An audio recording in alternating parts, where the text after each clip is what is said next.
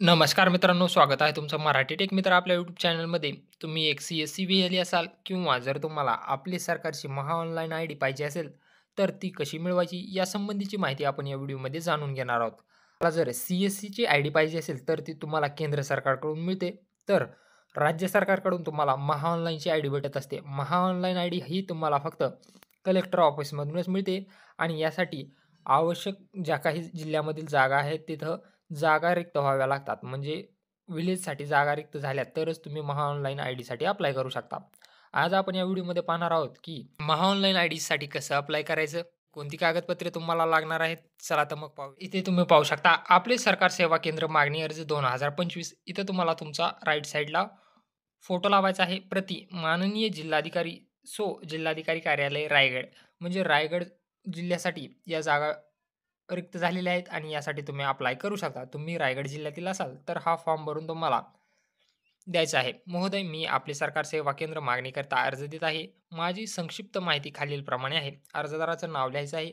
अर्जदाराचा पत्ता, mobile number, email ID, आधार number, pan card number.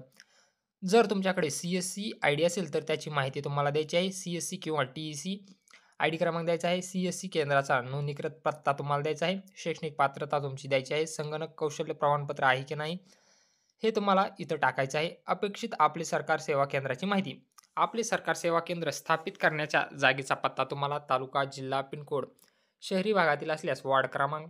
आपले सरकार सेवा केंद्र स्थापित करण्याचा जागेचा अक्षांश व रेखांश.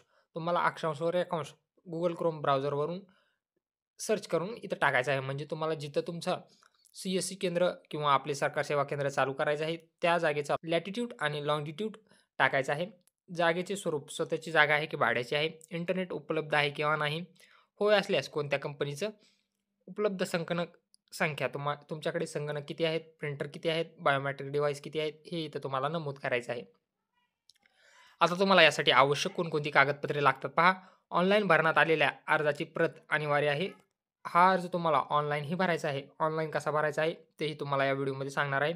आधार कार्ड, पॅन कार्ड, CSC किंवा TEC प्रमाणपत्र, चारित्र्य पडताळणी प्रमाणपत्र म्हणजे पोलीस क्लिअरन्स सर्टिफिकेट लागणार आहे. शैक्षणिक प्रमाणपत्र, संगणकीय प्रमाणपत्र, जागेचे कागदपत्र, जागा स्वतःच्या मालकीची असल्यास असेसमेंट दाखला किंवा लगतच्या वर्षाची घरपट्टी, प्रॉपर्टी टॅक्स भरल्याची पावती. तसेच जागा भाड्याची असल्यास नोंदणीकृत भाडे करारपत्र. अर्जदार अपंग असल्यास त्या संबंधीचे प्रमाणपत्र. अटी आणि शर्ती तुम्ही यामध्ये वाचून घेऊ शकता. याची जी PDF फाईल आहे ती तुम्हाला आपल्या टेलिग्राम चॅनलला मिळून जाईल. त्यानंतर स्वघोषणापत्र आहे. यामध्ये माहिती भरून नाव व स्वाक्षरी. त्यानंतर फोटो तुम्हाला लावायचा आहे आणि आपले सरकार सेवा केंद्राकरिता अटी व शर्ती तुम्ही इथून वाचून घेऊ शकता. याची PDF तुम्हाला मिळून जाईल. हाच अर्ज तुम्हाला ऑनलाईन कसा अप्लाय करायचा आहे चला पाहूयात.